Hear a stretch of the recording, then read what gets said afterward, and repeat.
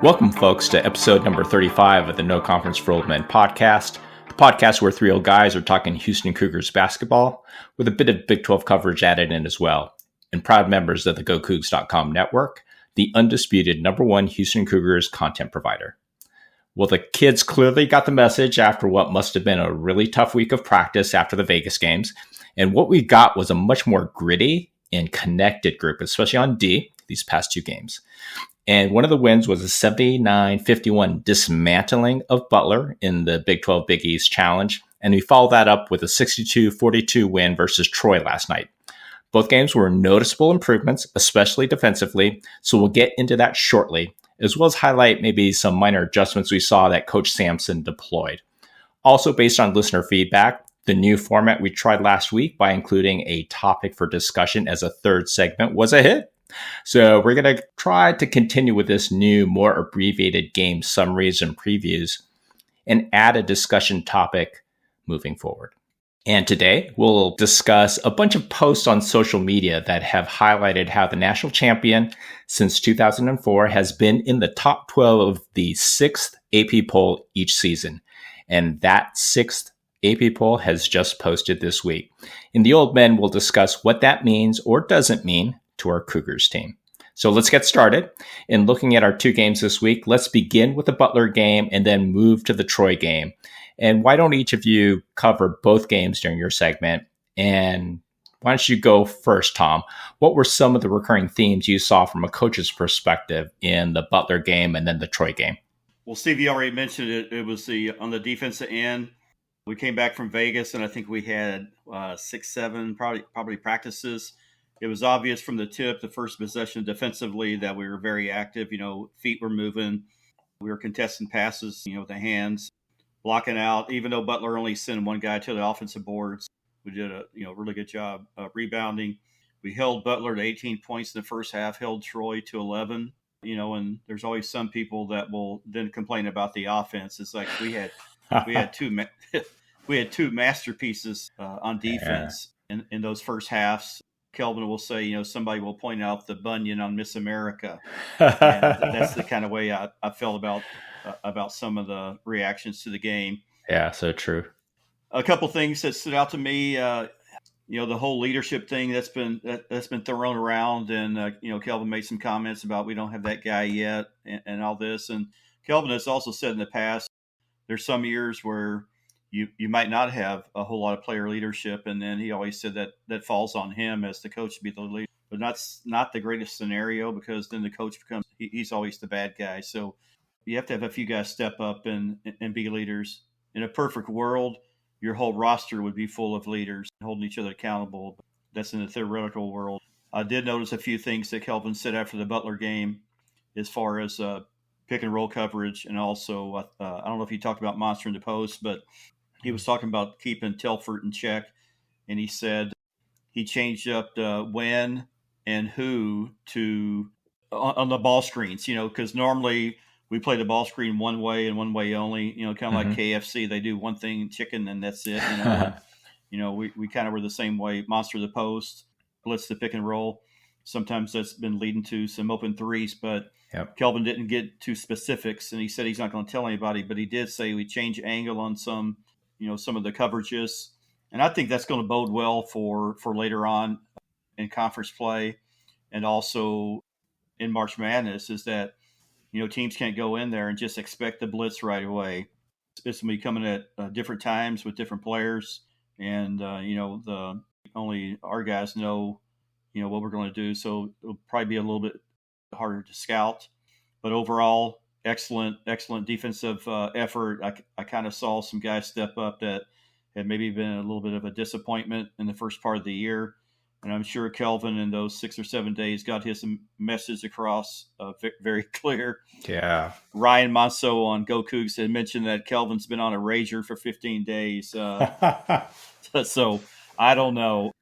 But, Kelvin's going to exert his will on the team, and he's a Hall of Fame coach for a reason. He's not going to let small things slip. And some when you don't have practice, you have slippage.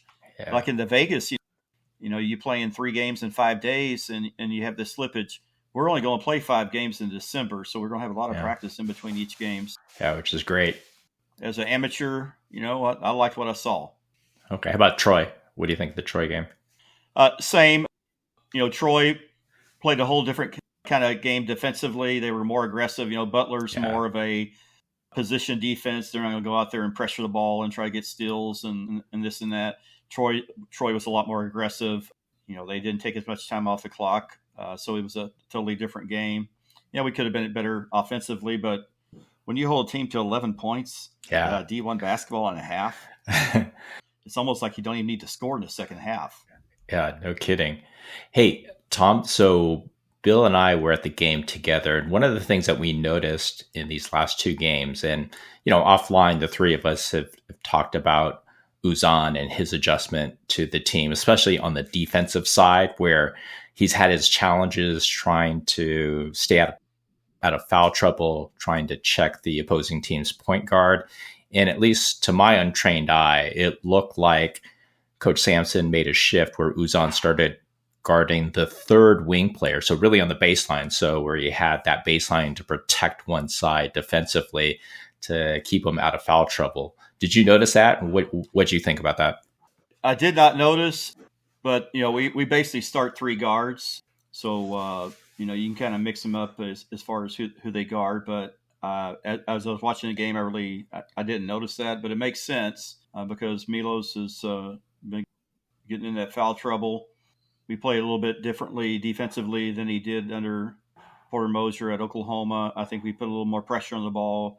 We asked him to probably do a lot more things than he did at Oklahoma as far as accountability and this and that. And Kelvin a couple of weeks ago, Uzan wasn't fouling at all. Yeah, I know. We foul here, son. Yeah. And then next couple of games, he fouls out. Well, he said, he's probably a coachable kid because he did what coach asked him to do. Yeah, no kidding. That's awesome. How about you, Bill, from a player's perspective with the 2 games?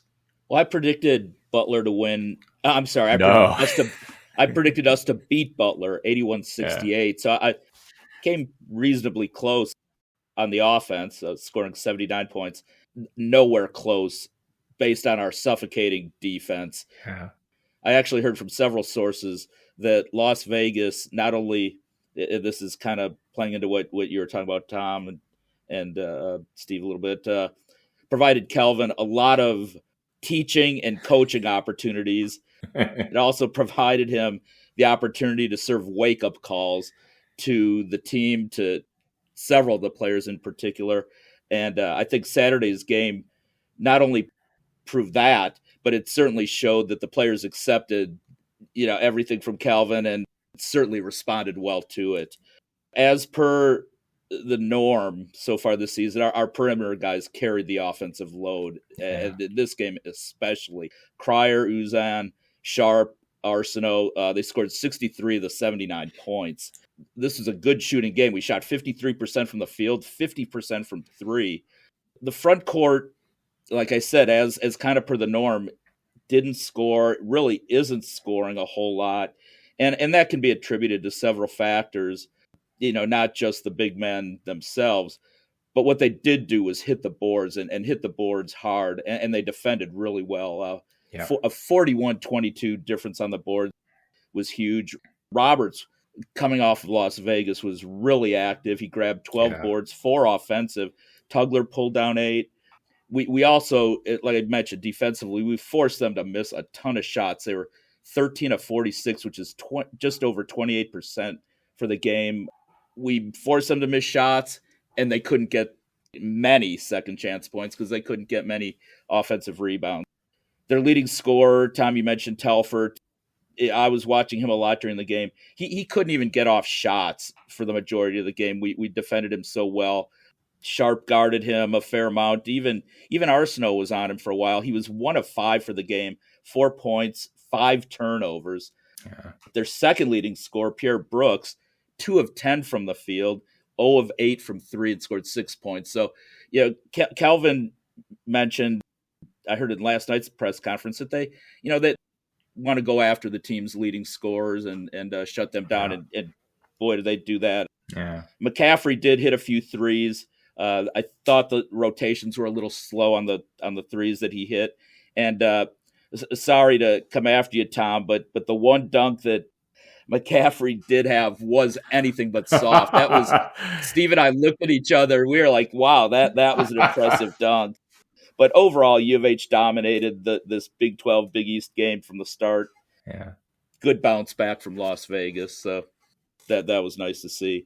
Troy, 20-point win, 62-42. Although this really was much bigger than 62-42. We dominated this game.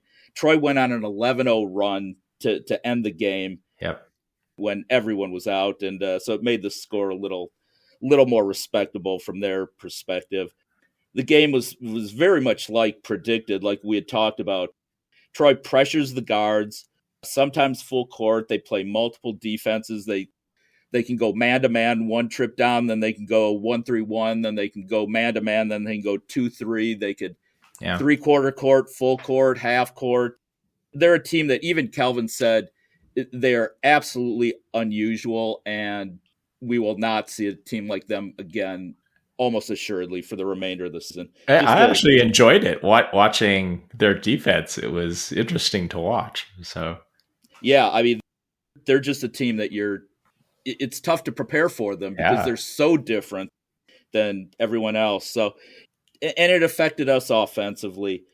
I'd also mentioned Troy's a poor shooting team, and God, combined with our defense, I think poor would be a huge compliment. I mean, they shot 24% for the game, 2 of 18 from 3. Yeah. In fact, I can remember at one point during the first half, and I was hoping that we would shoot a little better because we were getting some good shots. We were 8 of 24 from the field. They were 11. They were 3 of 21 at that point. So basically 1 of 7 from the field. I mean, they're a bad shooting team, which we had previewed, and combined with our defense, 11 points in the first half. That's an all-time U of H record. Yep. That we've never done that before against another team, and that was quite impressive. Yeah, Bill, you said that 11 points is a school record. Yeah.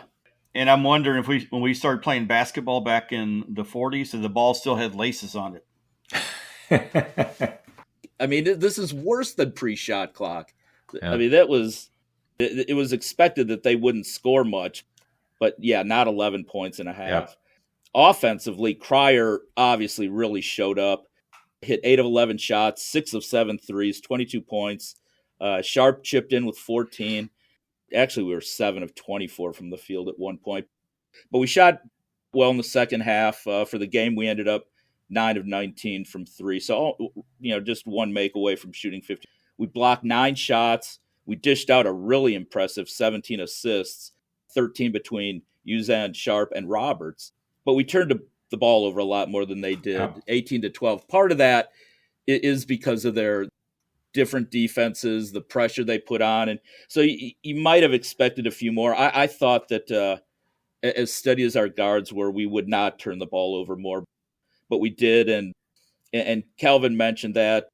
He addressed Terrence being a little sloppy. And, there were certainly some ups and downs. And I think Troy's crazy style of play really impacted that. Yeah. But look, we're not going to play against a team like that again. And solid effort, great defense. Nice. Yeah. Hey, Bill, you'd already mentioned about Roberts being much more active on both ends of the court, which was fantastic to see finally. But I also wanted to get your perspective, around maybe some of the adjustments on offense where it looked like there was a conscious effort to get both Arsenault and Uzan more touches to score. And that's kind of a nice new wrinkle that we hadn't seen really up to this point. Yeah, I think Terrence is the one more front court. I mean, he's certainly front court. He plays almost primarily the small forward. Yeah, he's got a great mid-range shot, shoots the ball well. He can get to the hoop, draw fouls. He's someone that obviously Kelvin knows needs to be involved in the offense. And with the other front court players not producing as much offensively, I think it's a little bit incumbent upon Terrence to score more. Uzan was interesting, and Calvin addressed this during the press conference last night. Thinks that Uzan could be a 20-point per game scorer. He said he routinely scores a lot of points in practice. If the minutes are similar, he's a 20-point per game scorer, and Calvin wants him to not do that every night because every scenario is going to be different, but he does want him to be more aggressive offensively, and he certainly has been over the last couple of games. And he does shoot the ball well. He's got a nice shot, kind of a floater, a little closer than mid-range. But yeah, I mean, he's got some offensive skills, and he is one of the players that can put the ball on the floor and maybe a little more comfortably than everyone else. So yeah, I think, and obviously Calvin addressed it, so he certainly is. Yeah, no, looking forward to see how he further develops. And it's great where he can actually shoot off of both hands as well, which is rare. Now, from an analytics perspective, it was a stellar game for our Cougs. On offense, this was by far our most efficient game since the season opener versus Jackson State, with our effective field goal percentage at a blistering 61% for the game, well above our 50.3 standard from last season, or even our 52.6% so far this season. We shot 50%, as you mentioned, from 3 and 54.8% from 2. Offensive rebound rate was below our usual rates, if you can believe that. But the reason for that was that we were just hitting all of our shots at an unprecedented rate. Turnovers, as you guys had both mentioned, were our one issue on offense at over 18% of our possessions. But I'm chalking that up to some of the new adjustments and wrinkles that have been introduced on the offensive side of things. My belief is that this will iron itself out by conference play. On defense, we put on a master class, limiting Butler to 38% effective field goal percentage, and as you mentioned, Bill, a dismal 22.2% from two-point range.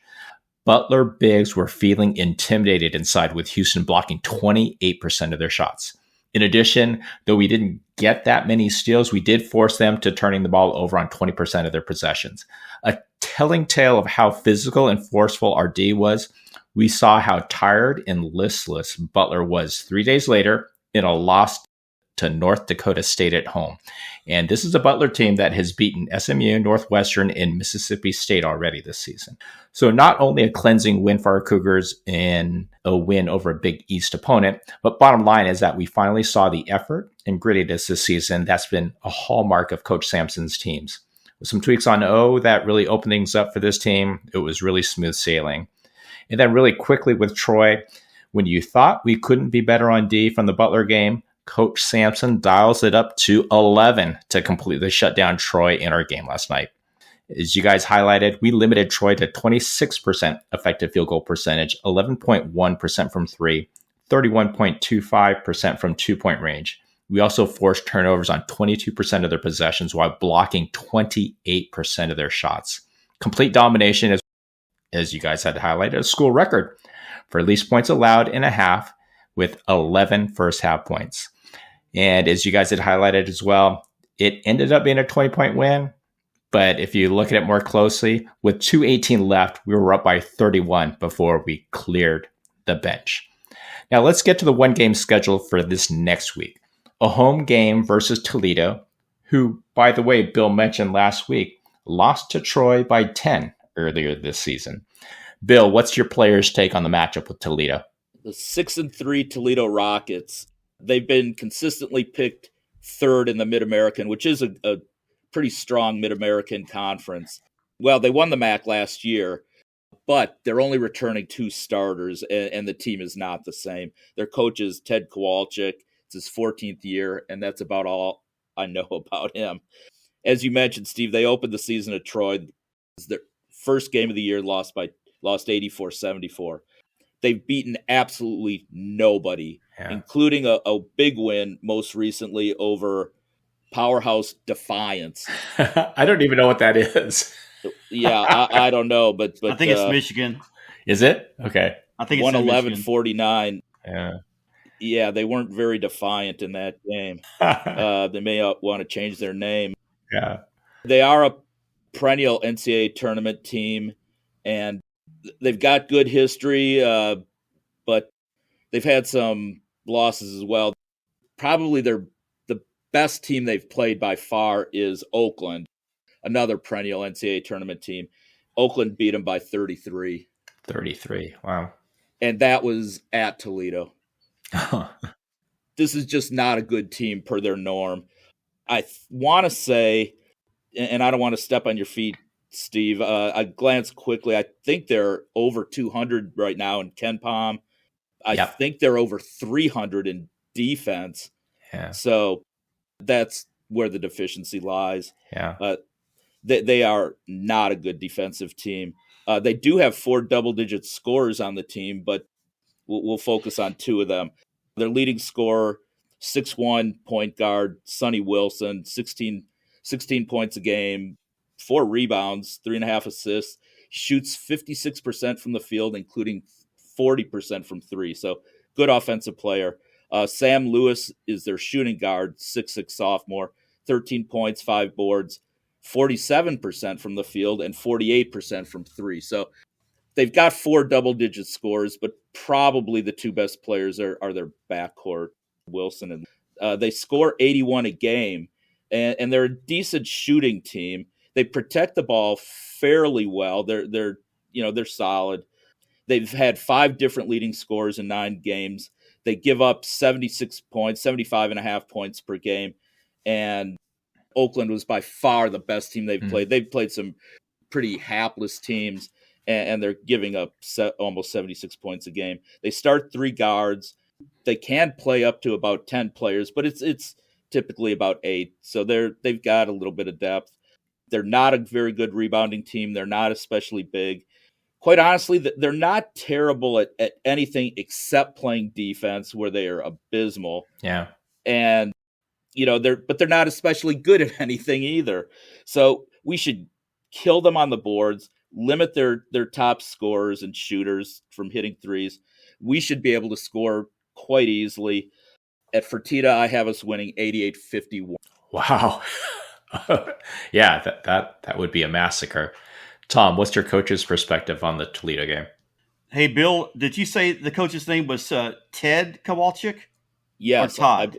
I thought it was Ted, but who knows? Maybe you know more about the coaches than I do. So okay, I think you're getting Todd Kowalczyk mixed up with Ted Kaczynski, the Unabomber. That's exactly, Tom. That's exactly where I thought you were going with that. Anyway, yeah, I know who Todd Kowalczyk is. He might not have the greatest record, but he's a really good clinician. He puts out some really, really good videos, that high school coaches can use. But all I want to say about Toledo is, get you a nice flight, get you a nice hotel, get you some nice meals, because that 2 hours in Fertitta is going to be absolute hell, and nobody's going to have fun on the Toledo side, just say that. So I'm with Bill. Would you say 88-51? Yes. I'll say this, probably like 75-40, or whenever Kelvin decides to empty the bench and call off the dogs, because he's going to have 7 days of preparation. There's going to be no slippage. Yeah. Our guys going to be thrilled to play a game as opposed to beating each other to a pulp at practice. And my guess is we're going to come out, like a mad dog after a bone, after some meat, and I could see another 15-point half from Toledo. Yeah, you may be right. I think they're a better scoring team. They can shoot the ball. Troy could not. So it would very much surprise me if they only scored 11, because they're solid offensively. They're much better offensively than defensively, for sure. Yeah. But I could see us scoring over 50 in the first half, and them maybe be in the 20 to 25 range. Guys, talk about offense. If you go back, I think it was the Butler game. Something I forgot to mention was, we had some practice for that. Kelvin did go back to a couple of different secondary breaks. He kind of used them as sets. Probably came from his Spur days when he coached with Greg Popovich and they had Duncan. They ran a lot of high-low stuff. He has something called strong, which means the post man, the 5 man's on the ball side, and then the ball goes, and they just set a double staggered screen. It's just to get some movement in there. And then he has something called weak, which just means the post starts on the opposite block, and then they run a little triangle pick the picker that we used to call that America's play about 30 years ago. So Kelvin, put some stuff in. I hadn't seen it this year, but he put those in.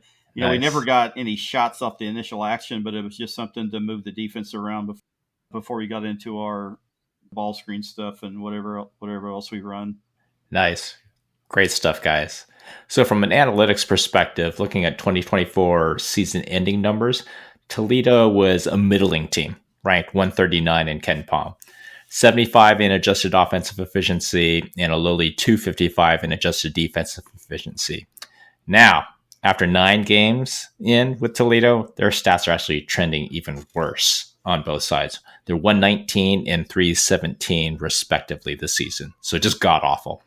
The one thing Toledo does well on offense is basically just not turning the ball over, ranking 3rd this year. But we'll see how they hold up against our defense. On D, Toledo doesn't do a single thing well, with most critical stats ranking over 200 according to KenPom. So based on the metrics, this is projected to be a 24-point win for the Cougs at home. The way we're playing at this point, I think it's going to be a bigger win. I look for us to clean up on our turnovers as we get closer to conference play. And so I'm actually projecting a 31-point win, 86-55. But after listening to you guys, I think I've underplayed it at this point, quite honestly. So we'll see how it goes. But yeah, it's not going to be pretty for Toledo. Not at all. So now let's get to our topic of discussion for today. It was all over Twitter this week about how every national champion in men's basketball since 2004 has been ranked in the top 12 in the 6th AP poll of each season. And that was this last AP poll published this week. Teams in the top 12 in order were Tennessee, number 1, Auburn 2, ISU 3, Duke, then Kentucky, Marquette, Alabama, Gonzaga, Florida, Kansas, Purdue, and then Oregon. Now, our Houston Cougars came in at number 15, UConn at number 18, and our all-familiar Baylor team is unranked this week. Now, what do you guys think of this stat as well as the teams listed here? Also, what do each of you think in terms of what's your stance on UH's chance to make a national championship run at this point? I mean, Tom, you want to kick things off and provide your coach's perspective as well as kind of your rationale for your take? Sure. We lost to Auburn, Alabama, San Diego State, 2 of those 3 games for overtime. In years past, we wouldn't have played these games this early in the year, and we'd probably be ranked number 3 right now. So that's my take on that. Yeah. We just got through November, a lot of basketball to be played. Last year, the ACC was kind of people were putting them down, and then came March Madness. The ACC did really, really well. So I don't think you can make a judgment until March Madness is done. Sure, we're ranked, in the teens, but I still feel the same way I did at the beginning of the year, is that we're going to cut down the nets. Every team has warts on them, and some teams have maybe been exposed this early in the year, maybe a little bit earlier than they would than later in the year because of the competition they played. But there's no perfect teams. Teams are still trying to find their identity and chemistry. So I think it's still way too early. Conference play starts, and teams start to cannibalize each other, kind of like the Starbucks, where there's 5 Starbucks on a corner, and they just beat each other up. And we'll see what happens with the SEC once their conference play starts. Yeah. The losses will start to rack up for teams, and that's just not the SEC. It's going to happen all over the country in the major conferences. Yeah, and I was curious, Tom, of the current top 12 in the AP poll, are there any teams on that list that stand out as, in your mind, should not be in play for a national championship? Is Kentucky in there? Yeah, Kentucky's in there. They're one. They're any team that has Kirk Kriisa in their rotation is not going to win. Just wait till the SEC play starts. We'll see how many losses Kentucky has. I'm not a big believer. Gonzaga might be another one. Kentucky went on the road and beat them. So those are two that probably stick out the most to me right now. Okay, very cool. Bill, what's your player's view on where our team stands as national title contenders, as well as the list overall? Well, yeah, I was looking at this and I was surprised because of the 12 teams that are listed, there are really only two that I could see. Well, there are probably three teams that I think have zero chance of winning at all, but there are two that are outside of the top 12 that are better than some of the teams in the top 12, and that's us in Connecticut. Yep, agreed. So it's a surprising list. Yeah, I still think when push comes to shove down the stretch, I think Baylor's going to get a lot better, and I think they're going to contend as well. But if there are three teams, like I said, that I think have no chance, and they're toward the bottom of the 12. Number 9, Florida, I don't think can win a title. 11, Purdue. I saw Purdue just get taken apart by Marquette, and their offense, they looked slow. Yeah, they to me have no chance. And then there's Oregon, who, and my little brother would kill me because he goes to Oregon games and is a fan. And I'll give them full credit. They beat Alabama. They won the tournament that we played in, the NIL tournament, and so give them credit for that. They played 3 great games, over a short period of time.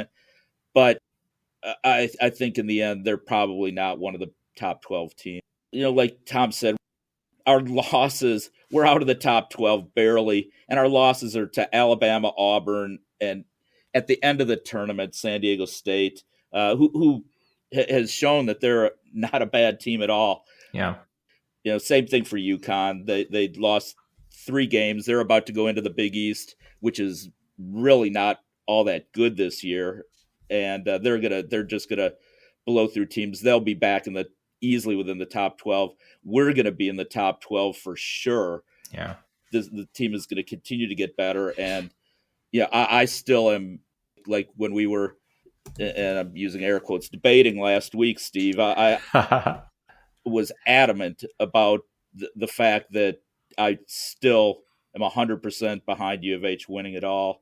So I think that definitely happens.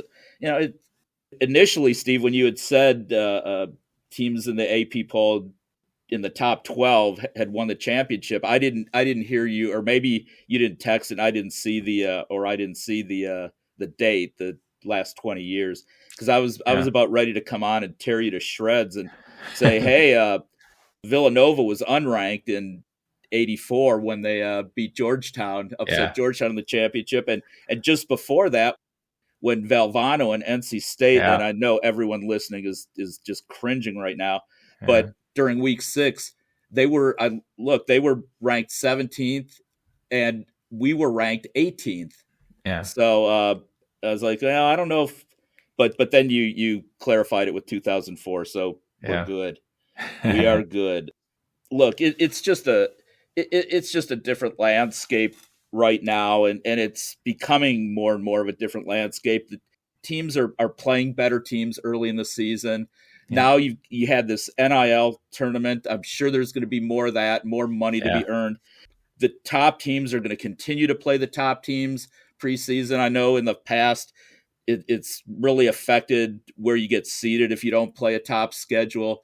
So teams are, other than Danny Hurley, who just cried and cried and cried after UConn lost their 3 games and said he's never going to play in a tournament and never play in anything involving back-to-back games ever again. That's funny. Yeah. Everybody else is playing difficult schedules pre-conference. And what does that mean? It means teams are going to have losses. It means teams are going to drop down in the standings, and then they're going to build their way back up. I mean, the other thing is, with all the transfer portal and everything, you just got teams that aren't the same year in and year out. And it takes time to build chemistry, and it takes time to just put things together and get to the point where the team is playing at its peak. Who cares if we're not in the top 12 right now? But absolutely, we will be there. at the end, and we should be. No, I don't think we're going to get much debate today. I think we're in a lot of agreement on this discussion topic. And, with me being the analytics guy, my perspective is that this is an interesting stat that for the last 20 years, the national champion has been ranked in the top 12 in week 6 AP poll. But it's a meaningless stat that just happens to be true based on chance and not hard data. There are other ones based on Ken Pom that come January 1st, and we'll talk about it then as well, where they've got, hey, after all the preseason games, X number of teams in the top whatever have been the champion. And we'll have that debate at that point in time. But quite honestly, I have zero faith in the AP writers that participate in the poll. And so when I look at the AP poll, I think I've got exactly the same 3 teams that you highlighted, Bill, as really pretenders, right? Purdue, Oregon, and then was it Florida? Was the other one. And so for Oregon, they have actually improved quite a bit this season. If you look at their stats, they've beaten some really good teams, as you highlighted, too, that we've lost to in Bama and San Diego State. They've also beaten Texas A&M and USC. However, from my perspective, I've always found that Dana Altman teams at Oregon to be somewhat inconsistent. And even so far this season, they've just lost to UCLA at home. They've struggled to beat both Oregon State and Portland. And their defensive rating is 26th this season in adjusted defensive efficiency. But looking deeper, they're only good at some areas to get to that 26 rating, and they're not really exceptional or great in any specific area. So I guess I have my doubts as to whether they're truly going to be contenders. Now, Purdue, they've also beaten Bama, Ole Miss, and Maryland. However, they've also lost to Marquette and Penn State, plus their adjusted defensive efficiency for this season is at number 63 in Ken Pom. And that's even with last year's stellar stats still baked into the number. So that is not a national championship level defense, period. And then Florida is my third that I'm really actually least confident about Florida being in contention here. They haven't played anyone yet, with their best win being number 65, Florida State on the road. They haven't won consistently over the last few years, and though their defense is vastly improved this season to number 30 so far, even if that holds up, it's still not what I would consider a national championship caliber on D. Now, for me, I actually like the Ken Pom top 12 or 13 as a better indicator for national championship contenders, even at this point, with prior season performance still baked in. I like the list better given it's more data-driven versus human pollster-driven. And quite honestly, these pollsters none of them have probably played any collegiate basketball in their lives.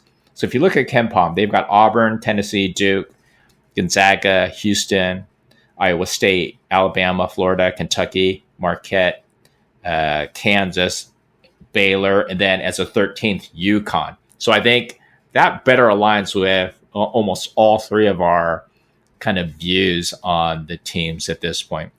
Obviously, for me, I believe UH is still well positioned for a national championship run. Only difference is that we've played, as you had highlighted, Bill, very eloquently, that we've played a much tougher schedule earlier than previous years with Coach Sampson. The stats bear out that we're still top 10-ish in both adjusted offensive efficiency and adjusted defensive efficiency so far this season. And I think the adjustments that we've seen these past 2 games are exactly what we need as we take things up a notch to the next level come Big 12 conference play. My earlier prediction and confidence in this team become national championship contenders this season has not wavered at this point. And the key is basically continuous improvement and fingers crossed, no injuries the rest of the way. And I think that's going to be the difference. So that's it for our 35th episode of the No Conference for Old Men podcast. Hope you all enjoyed it. And again, would really appreciate it if folks would follow, subscribe, or collect our podcast, depending on your podcast platform of choice.